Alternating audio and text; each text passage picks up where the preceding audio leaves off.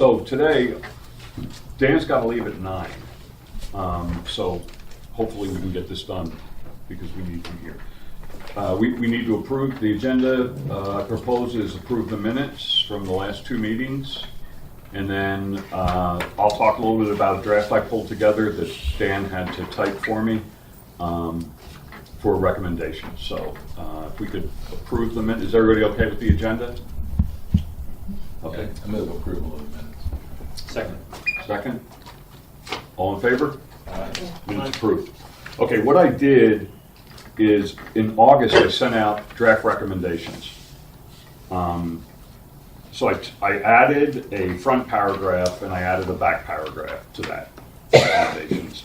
And I also tried to put the recommendations underneath the duties and responsibilities that we have, that were written in the charter.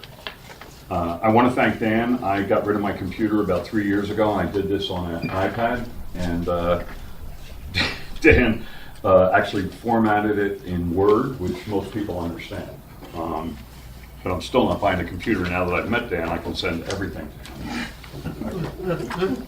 So on these, in this recommendation, the only changes from the August meeting that the August draft that I sent out to you guys, it was August 25th, I can't remember when. But the only changes were, besides the reformatting, and I'm open to any comments on this and any changes. I added a paragraph, a recommendation on the Finance Committee. I added a bullet on revenue.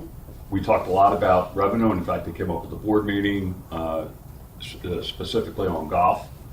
I think that was it. So I added those 2 paragraphs. So I don't know how you guys want to do this. We can start at the beginning. I think that may be the best way. Yeah, we'll just go through it.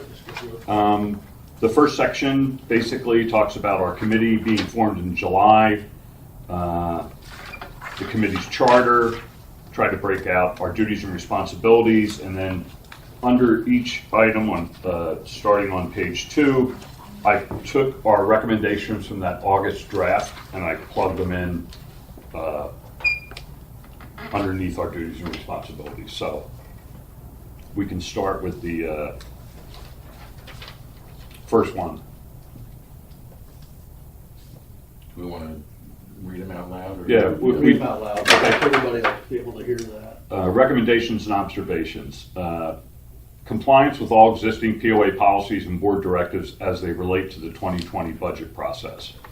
Recommendation and observations. We did not have exposure to the total process due to the late timing of our committee's involvement. But from what we did observe, it appears POA policies and board directives were followed in the development of the 2020 budget. And then the second bullet is we would like to add in this policy area that a bidding policy should be developed for projects to include application of internal labor, bid requirements, requests for bids, standards, templates, etc. Now, we may have a bidding policy. We do.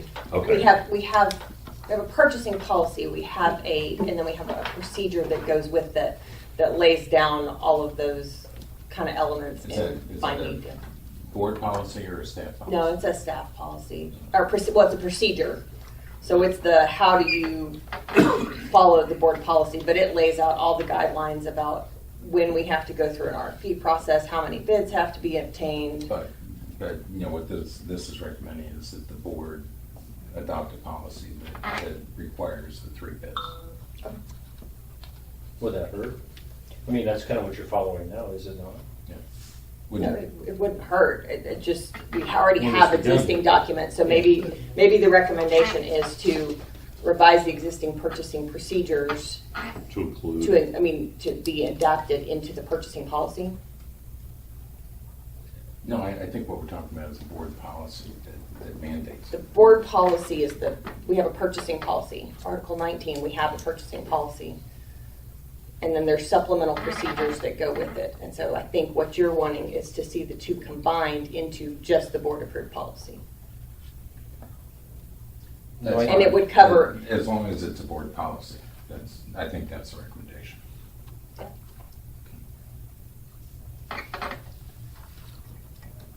And possibly revised in that process, but, Yeah. I just, knowing the two documents that exist, I think it would probably, the recommendation would probably flow smoother and have better action if it was a combined, the purchasing policy, which the board did approve, with the current procedures, or to include the current procedures, So should we put in here that, and reevaluate for revisions or something like that? that we believe a bidding policy should be included in the purchasing policy? So that it's Okay. combined to the board? It is in the purchasing policy, not to this level of detail as far as what the RFPs and standards and templates and stuff like that have to be. That is in the procedure document. So I guess what I'm saying is our purchasing policy does state when we have to go out, that we have to get bids and where the purchasing authorities lie and things like that. That is a board-approved policy. Article, All right, why don't we just 19. change it to, that a bidding policy be included in the board purchasing policy? I can do that. Revenue validation and expense management. Is everybody okay with the first bullet? We did not have exposure to the total process. I threw that in. I mean, I do. based on what we saw, Yeah, it looks like, we came in kind of late, yeah. under a short timeline. But Okay. everything we did see seemed to follow all the policies that were supposed to follow. Revenue validation, expense management, reforecasting. A policy be written concerning reforecasting the projected expenses in the current fiscal year and should be included in each quarterly financial report. We talked about that, about having expenses, projecting expenses in the financial reporting. So you're looking at expenses versus budget when we report. I don't know in the first quarter if we can even do that because of some of our timing issues, but that way you're looking at, and I think that was one of the I was going to report say, if I'm not formats. mistaken, that was brought up during the budget review meeting just a couple days ago. I actually brought it up and was corrected that the board had not asked for that, so. Too many meetings maybe, and I'm hearing input from too many different places, and I must have pulled the conversation Then the from here follow-up versus comment. the board, so. Yeah, the follow-up comment said that'd be a little difficult to do, particularly in the first quarter because Yeah. of Well, you've got I wouldn't time. want to reforecast and amend the budget at all. I mean, that to me, I think is very different. We're not We're suggesting. not Financial No, reporting we're not- versus we're not. budget revisions, and so I guess maybe, do we need to clarify that? Well, there's nothing in here. that You guys are not suggests- talking about budget amendments here, you're talking about financial There's reports. nothing in here Yes. that suggests the. So is a that budget within the scope amendment. here? The Is- I mean, scope of the that's- charter? Yeah. I mean, I don't mind changing the recommendation, obviously, but, Well, part of our scope was to make recommendations on policies and procedures for budgeting and reporting. So, yes. okay. okay. Revenue validation. The committee found the revenue amounts included in the budget were not in keeping with reasonable expectations of performance. Our consensus is, and this is one I added, is that the revenue amounts in the budget are overly optimistic, particularly in golf and food. And that came up actually in the board meeting too. I think, Liz, after, you did a real good job in showing us, I think, the background of how the numbers, the forecasted numbers were developed.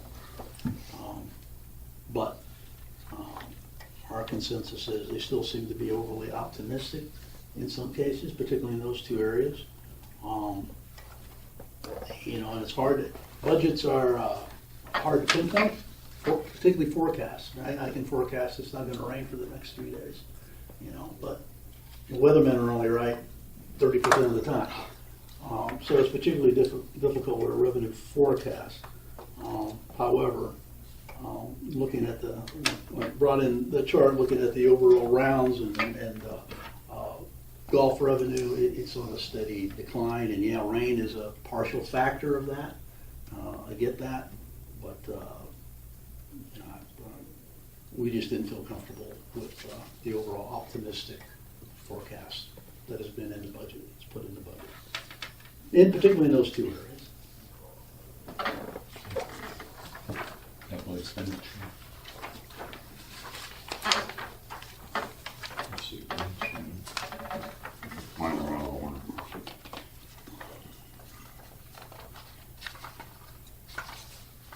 Yeah, I can take that. You got it? On capital budgeting, page 2. For items requiring board approval, Actually, don't each have that. item or the amount delegated to the CEO should be identified and approved separately with a detailed rationale for the expenditure. Justifications for capital expenditures over $25,000 must include ROI, that's return on investment calculations, and preferably yield a payback in 3 years or less. That's pretty much standard at any company that I've worked for, we've worked for, and it just forces a little bit more discipline and really looking at the expenditures and is there going to be a payback there. Some of them are easier than others. Replacing a vehicle is pretty easy to justify. The vehicle is 200,000 miles and owned the last 3 years. The vehicle required $15,000 in maintenance expenses because it's real easy to do an ROI on those things. Some things are a little bit more difficult than that, but we want to ensure there's a good detailed payback analysis on anything over $25,000. I don't have any issue with that. My concern is that it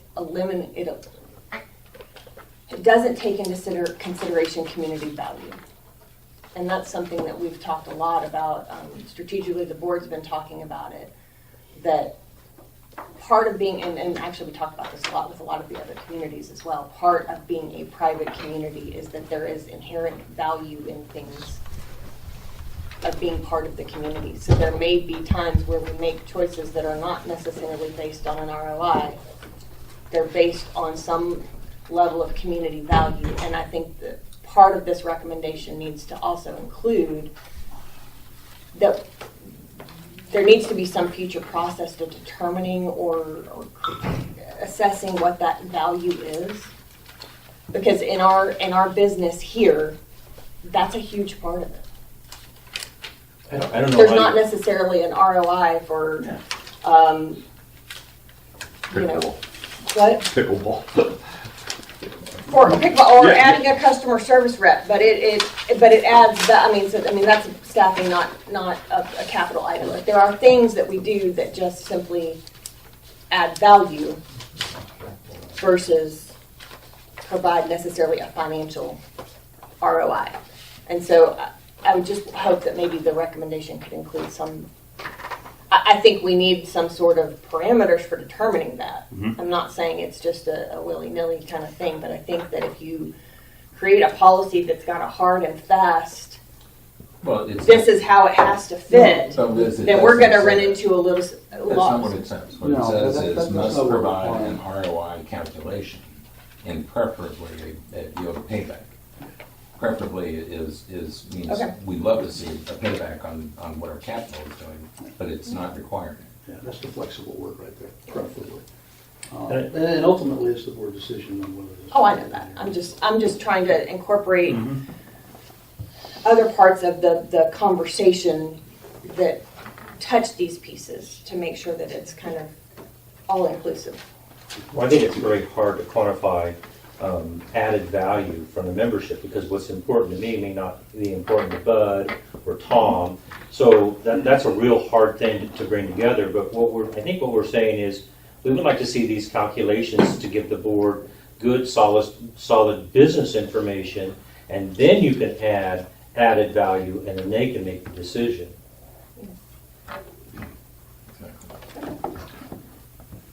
And again, the ones we're going over here were in that August draft, but detailed capitalization and depreciation policy should be developed. Policy should cover areas such as type of assets, asset life, depreciable term, application of capitalized labor from the staff, etc. POA outside auditors should be consulted for recommendations in the development of this policy. Asset depreciation policy must conform to IRS guidelines. Yeah. So I think we all. And gap. Okay. because actually GAP guidelines are often different from IRS. Yeah, you're right. And we keep GAP guidelines more than we keep IRS. They'll adjust Good our point, too. GAP for any IRS guidelines on our tax return. So So change that to IRS. And yeah. And gap.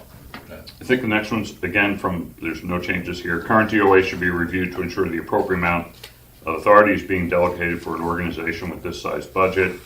I think that goes in both ways. We have a really large budget, so we need to make sure that people have the right authority in there. And then emergency delegation processes should be developed and documented to allow for repairs of utilities, actions taken to preserve POA or members' properties or to prevent injury or loss of life. And Liz, even on that, we may have those emergency delegation processes. Again, I had this in there in August. We never talked about that, but it that's may all be in that there. purchasing policy. It's all in It there? details that Okay. stuff. So. All right, well, that's done. Operating budget. A policy, this is under operating budget and forecasting. Again, there wasn't changes here. A policy needs to be written concerning reforecasting the projected expenses in the current fiscal year, and it should be included in each quarterly financial report provided throughout the year. And that was that example, I think, that John gave us of where you have expenses and then you project expenses for the rest of the year versus your budget, where you think you're going, so.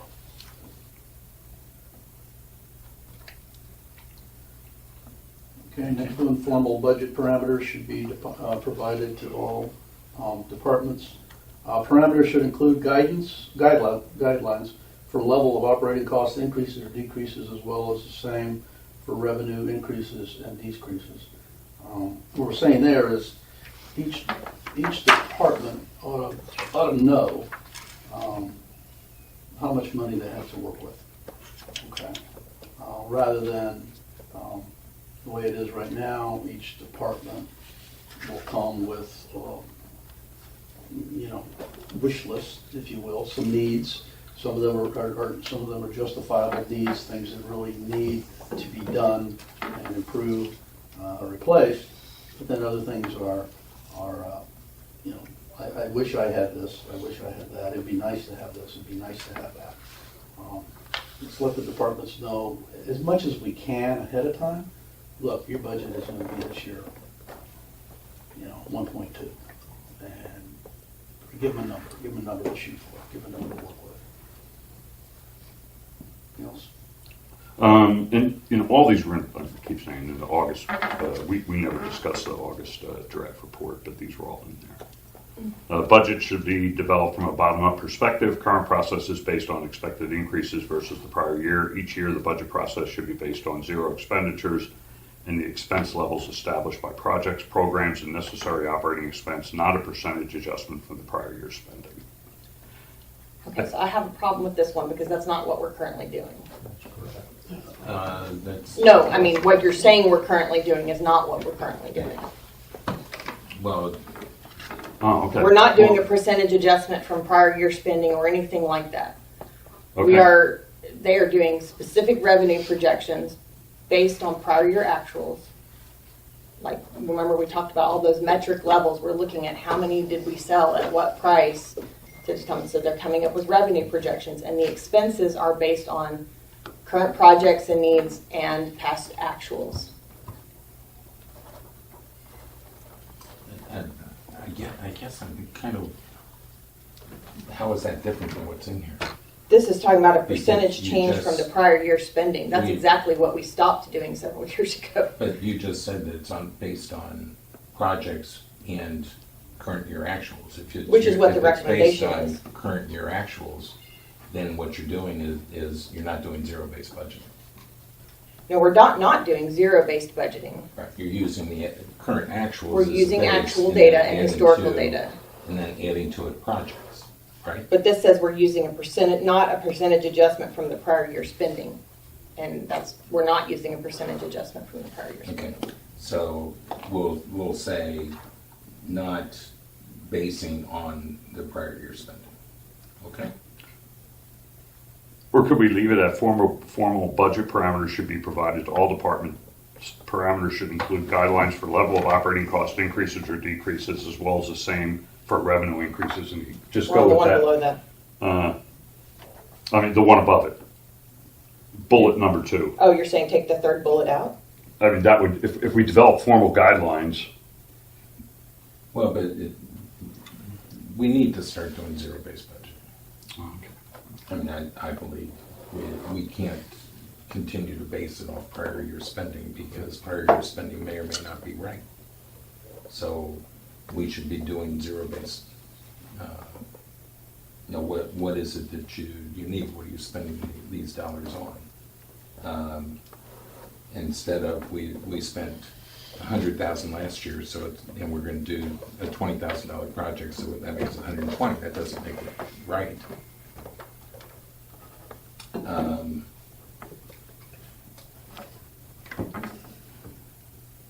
can we just drop not a percentage adjustment from the prior year spending? Yeah, that's fine. Well, and maybe in the parentheses here, just put that your recommendation is zero-based budgeting.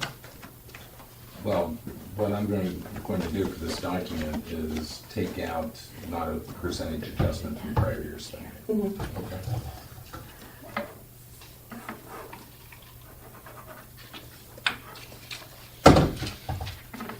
This next one, again, it was in the original. Budget should be established under no more than 10 divisions. The current process is unmanageable with reportedly 76 budget departments and 10 divisions. That number came from you, Liz. Is that the accurate number, 76? I think 76 like cost centers. Monthly. It's what you got. What you have to go through and pulling this together is. Yeah, I will say there's a lot of reasons for doing that, down to being able to assess the performance of a particular amenity or program or department and make sure those needs are being met. I mean, we didn't get to 76 without a reason. Some of which was actually property owner input that they wanted to see better breakouts on some of this stuff. And actually, on this one, I'm not sure how you do that. Just going back to my old budget days, you still have to go down. Yeah. Everybody's got to put a budget out, and you can manage it by. But for the individual that has that department, they need a budget. Well, they still should develop their budget. Right. But the question is, do you need 76 different budget centers? And I think my argument would be no. You may have 10, 15, but you wouldn't have 76. Well, if you're holding somebody, I'm thinking. Some sure, if of you're holding them are to somebody- hold somebody accountable. Some Right. of them were for breakouts on amenities. So recreation's a really good example. We have the RV park, the dog park, the pickleball, tennis, fitness.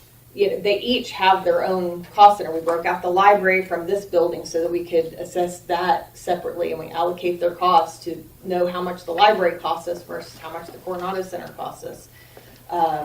Now, there's not a manager for each one of those. There's in some areas there's managers that have several of those cost centers, but for some purpose within the structure, whether it was board or community input or being able to evaluate the performance of XYZ, or as we look at future planning, know how much the library costs us. How much are we subsidizing our libraries? Why don't we put the budget should be established under a limited number of divisions and to be determined.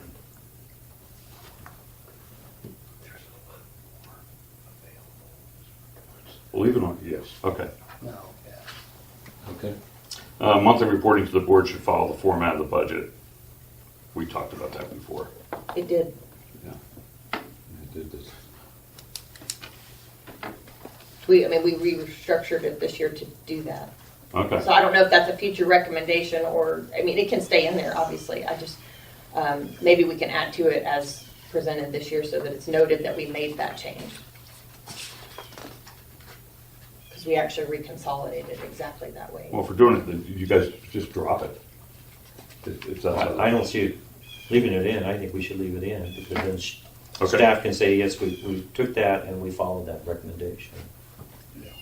And Liz, what did you want to add? Monthly reporting to the board should follow the format of the budget. Examples were given to the committee. When we add a statement, it was done. Say 2020 budget reflects that recommendation. Okay.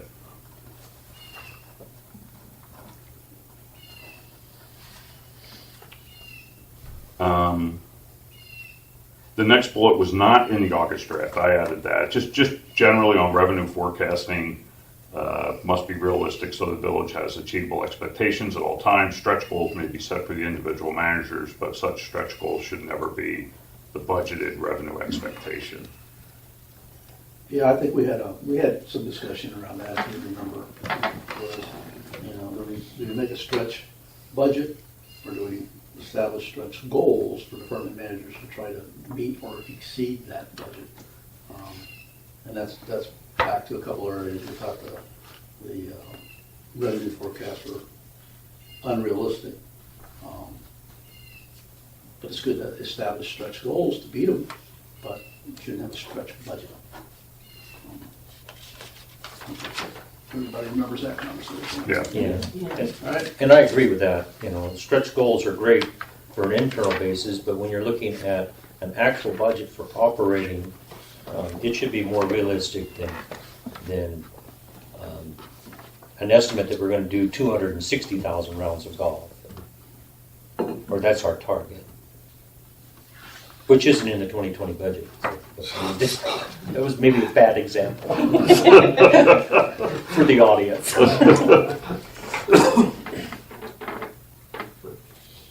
I think, and you guys talked about it, I mean, this was talked about at the board meeting, you know, making sure they understand how these numbers are pulled together. I think that the analysis that you guys go through and what you know, we talked about in this meeting, there's a ton of work that goes around that and trying to come up with those numbers, a lot of work.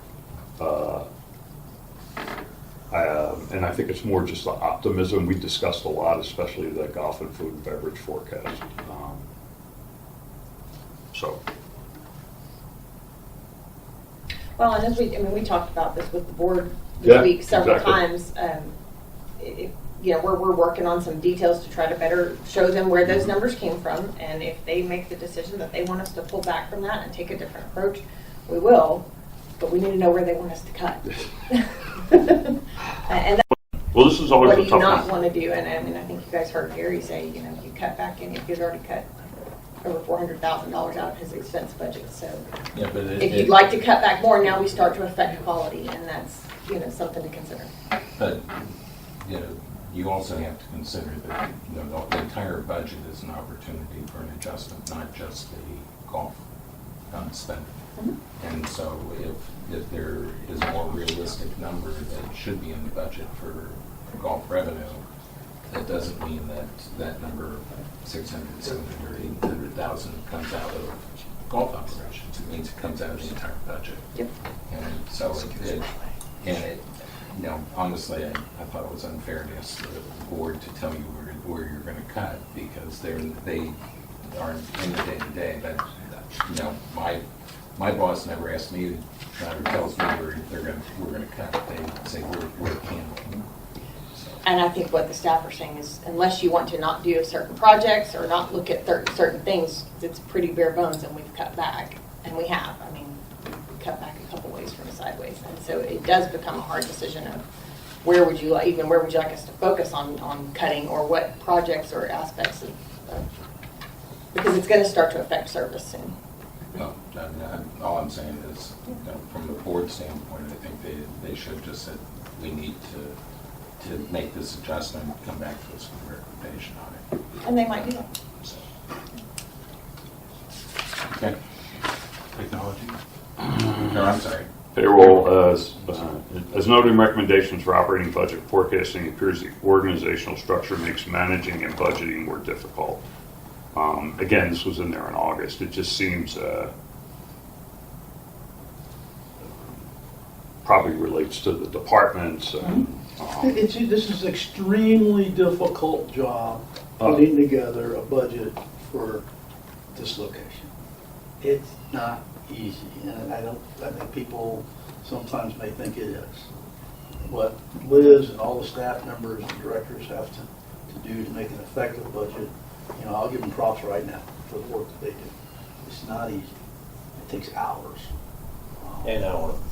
and hours, yeah, and it'll never be perfect, okay? It'll never be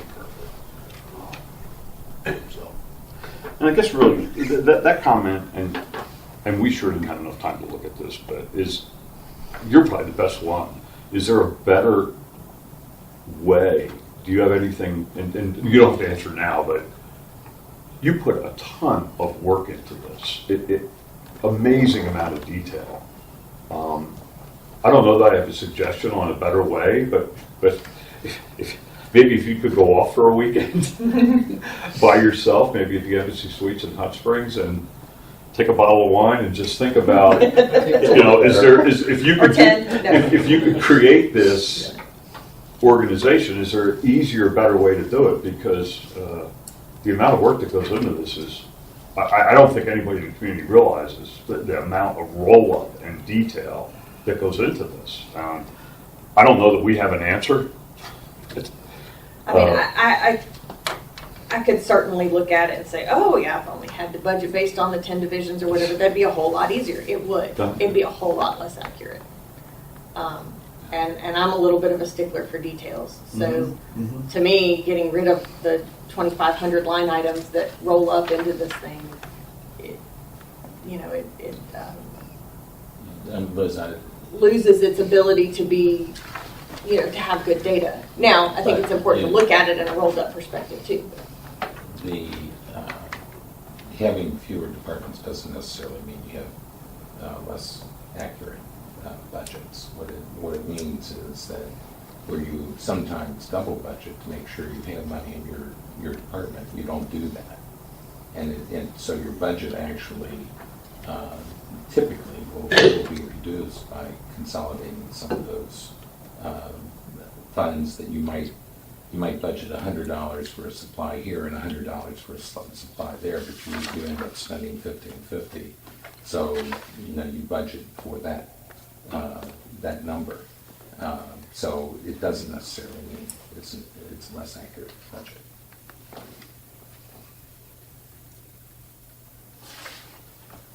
okay.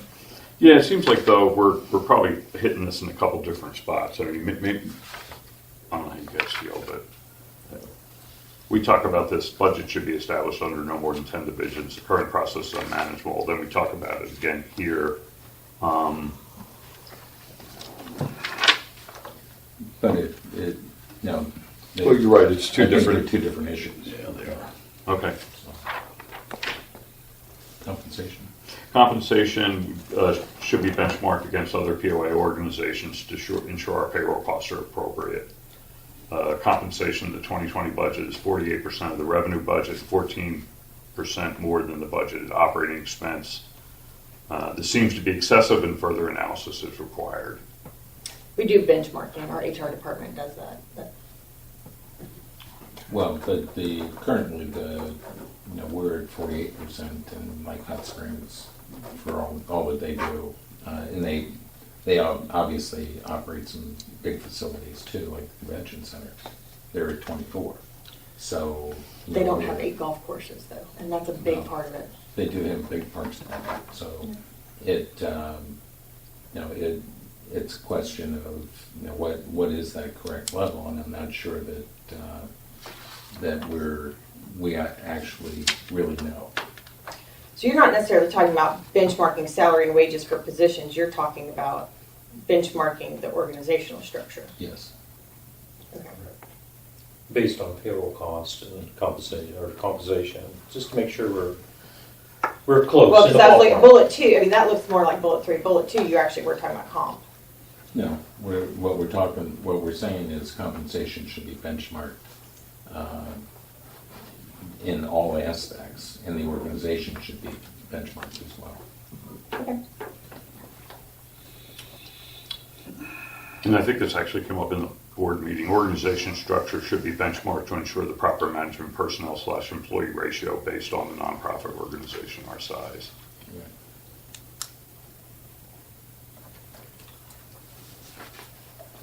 Technology, the current technology used for budgeting, reporting, and maintaining of financial records is outdated and should be upgraded as soon as possible. The software upgrade will ensure a fuller knowledge of village operations and ensure the finance function has the proper tools to do their job, accounting, reporting, banking. There's a potential here to save money on labor and materials, which could offset the cost of the technology upgrade. I would like to amend this a little bit, just because our financial software for reporting and accounting is new, and it's Oh, okay. more than sufficient. In fact, it's got probably lots of features we're not using that we could expand to at future points in time. So it's really the budgeting and forecasting software that we're lacking. So financial accounting and reporting You're good. is not a concern. It's because I can build custom reports with it. We have a reporting tool. That's not an issue. It's the budgeting and Current- forecasting aspect of it that You do it manually, don't you? So if we say, but current technology, spreadsheet based, used for budgeting and forecasting of financial records is outdated and should be upgraded as soon as possible. Yes. well, and I don't even know that it's outdated. It's manual. Well, I was pretty disenchanted when I saw that wasn't in the 2020 budget to buy the software for you for forecasting and budgeting, because you spent a lot of time, but if we have the proper tools, it would give management the ability to show the board where the projections are realistically, and an easy way for you to do it, not spend hours and hours of your valuable time reforecasting every month or every quarter. And I just think it would be an opportunity to enhance the accounting for the village, and also to give the board viable information. And I thought $60,000 to do that should have been in the budget, but wasn't. So I was kind of disappointed not to see It's in a that. future year because we had to move it up because there wasn't enough money to pay for it. And I had to make a choice between going paperless on AP or the budgeting and forecasting software. I really had to make a choice there. And right now I have a team that is severely overworked, and it is way too much, and we are killing ourselves in paper. And so for me, that had to be the top priority, because that not only helps my department in functioning more smoothly and being able to process things better, and to be able to go from a data entry mode to an analytical mode and looking at AP, but also to every other department in this organization. When we start to, if we really were to do a detailed ROI, how much time and paper am I saving across 76 departments in processing bills?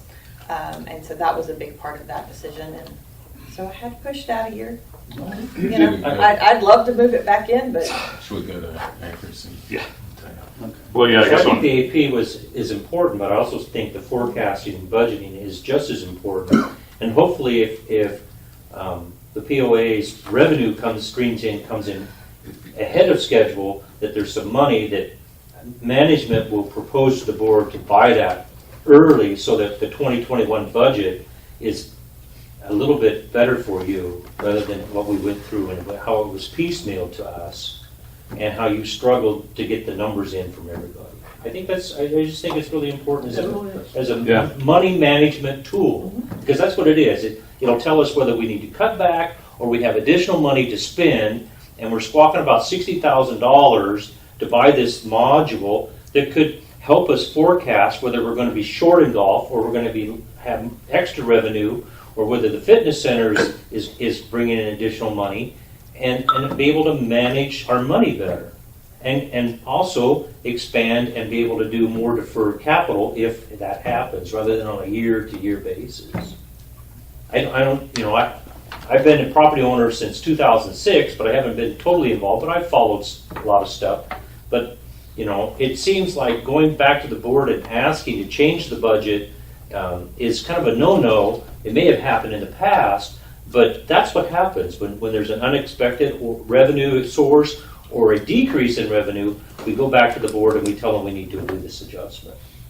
and I think that we could and have gone back with emergency needs or things that have come up. Now what we've typically done is found a way to fund that within the existing net bottom line of our budget somewhere. So we had extra revenue would they approve this additional expenditure, things like that. So it's not necessarily a budget amendment, it's an approval to spend in a certain area because we had excess revenue or we're able to cut back in a different area. So. And I think the bottom line on this one is getting you the tools to be able to answer a question without staying up till 3 o'clock in the morning. I mean, having that information available that you can do that because.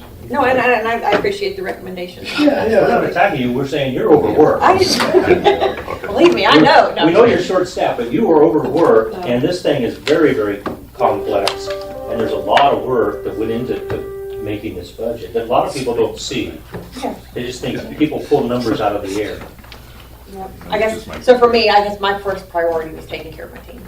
No, you did. You told us that in the good. prior meeting. You made this decision, but we think we need to make a recommendation that Oh, you no, should I have absolutely. it. You should have it. Numerical accuracy and tie-up, again, that was one of our duties and responsibilities. I added this from the August draft. We had limited review of the accuracy and tie-out process, although we did make observations on certain areas that needed additional analysis. And I think that was just, we didn't, as a team, tie out the budget. We know you did. Well, And in particular, we didn't have any detail on expenses to really go into. We had Well- summary numbers, but not. but when you did send me some notes on some formulas that were off and stuff like that, and that was part of that process too, and I certainly appreciated that. But yeah, but I'm. Well, that's why I added, although we made observations in certain areas.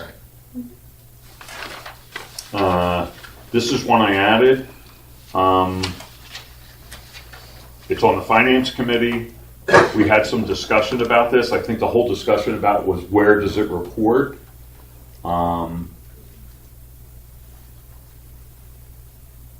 can read this. We recommend the permanent finance committee be established. The committee should include property owners, CFO as staff liaison, or board liaison. The finance committee should report directly to the board. Its responsibilities should include assisting the CFO in areas such as reporting, budgeting, financial policy reviews, and technology, and any other area where the CFO requires assistance, as well as providing reports directly to the board on any financial matters facing the village or procedural improvements for financial budgeting and reporting. That's motherhood and apple pie. Yeah. I think really discussion about this is where it reports. I don't know who makes that decision at the end of the day. I guess Board. the board does. I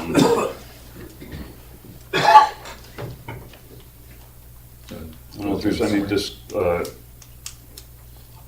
in summary, in closing, we believe that during the time this committee was active, it adhered to all of the requirements and limitations imposed upon it by its charter. The committee's role was primarily advisory in nature, with the key focus areas being those outlined above. However, due to the limited time involved in the committee report, the committee report is neither an endorsement or repudiation of the budget process. We appreciate the opportunity to assist in this year's budget process. We enjoyed working with all the staff members with whom we interacted and appreciated them taking the time to answer our questions. All of us believe more in-depth assistance can be provided in both the budget and finance areas, which is why we are recommending a full-time finance committee be established. Thank you for the opportunity to serve on the committee.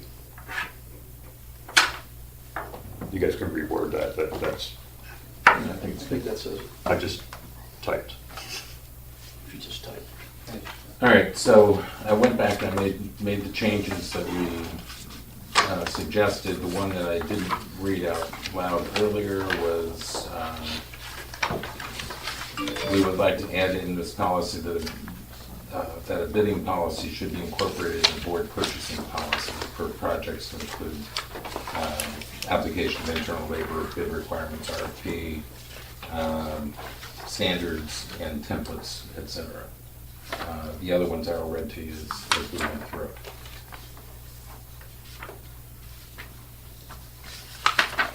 That, there you go. Okay. Can I ask a question? I'm not going to dispute your opinion or your recommendation here. I just want to understand better why you guys would like the committee to report directly to the board. Because the rest of your sentence is all advisory to my position. So I'm just trying to make sure I understand when we get into these conversations what your thoughts were here. I'm concerned that if we just become a committee and we're not reporting directly to the board, that our recommendations may just be looked at, considered, and not really adapted by the management. And so I have some concerns about that. I do take into account your concerns at the last meeting where you talked about some conflicts and that, so I'm kind of tied between that, but I really think that this committee should be able to report directly to the board our recommendations and have them do the considerations of our recommendations and then be able to direct management. We're just making recommendations and the board still has to implement those recommendations if they so choose to management. That's where I'm coming from. And, like this committee, we were formed by the board to provide a service to you to the best of our ability and to make a report to the board of our findings. And that's appropriate for a finance committee to report to the board directly on their findings and their recommendations. I can't imagine them reporting to the staff because you're just reporting to the people that you're reporting on. That doesn't accomplish anything. I think normally when you look to the outside world, the board's number one responsibility is fiduciary to me. That and that's probably the same in corporate America. They have a fiduciary responsibility to the stockholders. We're the stockholders. So and we're a nonprofit. I understand we're not a corporation, but normally the finance committee in any publicly held company reports to the board. Aren't they made up of the board though? They're either well, I worked at Chevron, and so what we would do on our finance committee, there was a board member, and if there wasn't an expertise in certain areas, people became part of that finance committee from the outside world. So we had like a professor at Stanford who sat in. He was a finance professor, and he was on the finance committee. So it's just I just think that a board has fiduciary responsibilities as number one, obviously safety and some of these other things. And they didn't, at least I'll speak for Chevron, they didn't get involved in day-to-day activities. Normally they would look at some huge bond that they were going to do, and they would do the work around that. But it wasn't set up really as a in no way did they manage the day-to-day operations of the staff, ever. And the CFO was on that committee, and they were really there to answer, because not all board members have a financial background, which you have to deal with all the time. So I just think it's normal that those committees are set up directly to report to the board. But you've got to be part of it. We're all, Well, and I hope you guys understand where I was coming from. And it really was intended as well, first of all, I've gotten a much better idea of how other communities like ours are functioning. Mm-hmm. And theirs works very well as a staff advisory committee.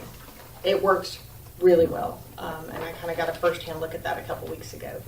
I wasn't, totally sure how it was working other places, and so, I did that. The other part, and again, whether it's me or another CFO in the position at some point in time,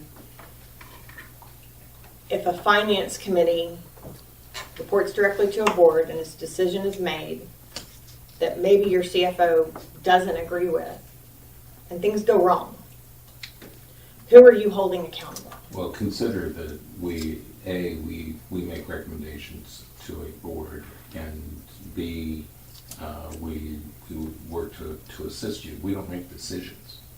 This finance committee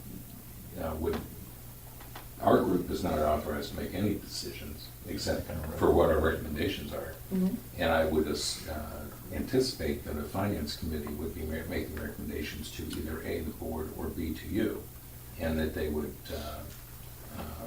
it wouldn't be their call to make those decisions. No, it wouldn't. But if they go straight to the board and your CFO is not on board with the decision, and then it leads to audit findings, it leads to something else that happens, how do you hold that position accountable for decisions that were made when you circumvent. But you have the ability to present to the board just like the committee would. So there wouldn't be a conflict there. It would be your ability to explain to the board what your potential risk is. Like I said, I'm just No, thoughts on this. And why you disagree with the committee's recommendation? What effect will that have on the organization if we implement that? So you have the final ability to present to the board why it should or should not happen, and then the board has to make a recommendation. No different than if the board came up with a wild idea and passed that and told you, on a recommendation to do something, and it didn't work out well. Who's going to be responsible? The board is ultimately going to be responsible. Yeah, I'd like to call the question. Can we take a vote? Yeah, we'd have to clean this up. I think Liz was trying to buy us time at the board meeting.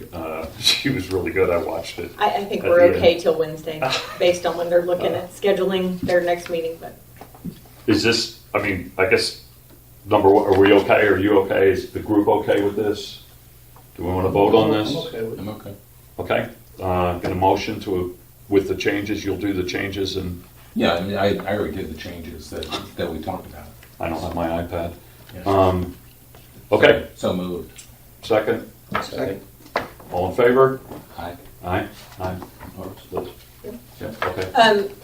Can you do minutes for today as well? And we can approve those by email probably this week to get those finished up and go to the board. The other business that we have is dissolving this committee. Oh, dissolving it? Yeah. It automatically dissolves per the charter. So, is there anything that? Was there any other business that we have to do? No, I feel myself wasting away right now. Well, I'd say if anybody feels the need to call a meeting between now and Wednesday Yeah. to finish any business, we certainly can. Okay. No, just final words. It's been a tremendous learning experience for me, even though all of us here came with budgeting and revenue background, and all that good stuff. This is a unique animal. The village is a unique animal. And It has been tremendous a learning experience. yeah. Can I say something? Yeah. Trying to speak for the board. I think we all appreciate the effort all of you put in. It was a difficult task, a short window of time to try to assimilate and accumulate a whole bunch of information that is important to this village being successful going forward. And I think you guys are all phenomenal, including you, Liz, in getting this all together and getting us a report. Appreciate it. They've been great to work with. I really appreciated their help and insight and thoughts and. I guess I would make a final comment. The knowledge that she has and the amount of work that goes into this. Maxine's at everything. She's actually a member of our committee, I think. The amount of work that goes into this, and to you, Liz, that the ability at a detailed level, there were very few questions she couldn't answer. And I'm telling you, we were buried down at some of these meetings in crazy questions, and she would know exactly how it was calculated. So we're fortunate to have somebody like you that has the ability to retain all this knowledge. So we're very fortunate. And I want you to take the weekend off. The next 2 days I want you to have off. No, you can't do that. Got to get version 3 of the budget done, so. Okay, so All right. I was just gonna say, if we took like 1% or even 0.5% of bonuses from directors up, we could get you that software tomorrow. Hate to tell you, Marcy, but our bonus pool is not that big. Well, I kinda know how big it is. Do we need a motion to adjourn? okay. And does anybody else have questions? Yeah, I just wanted to say, the reason that she can give you all that detail is because she does it manually, so don't give her the software. I looked at all of it. I have a motion to adjourn. I had one more question. Did you recommend, when you said the 25,000 and over 25,000 for the ROI, were you recommending the spending authorities to be cut, or? We recommended that they be reviewed. It is a question whether 25,000 or 50,000 would be the right level. Okay, good, okay, thank you. Okay? How will the Okay. actual report be released as far as being available to the public? Oh, okay. I have no idea, that'll be up to the board. The charter calls for them to deliver this report to the CEO and the board. That was my other question. Liz, where is the, since there was no questions at the budget meetings like last year, where is the public input part of this? The board has asked for you to email them with any thoughts, questions. That's it. I believe See you so. around. Okay.